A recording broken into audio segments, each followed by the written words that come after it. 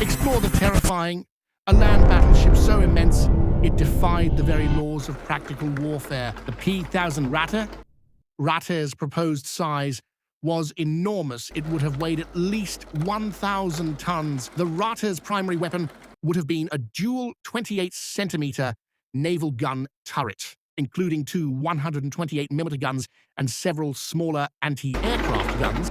Let's assemble this monster tank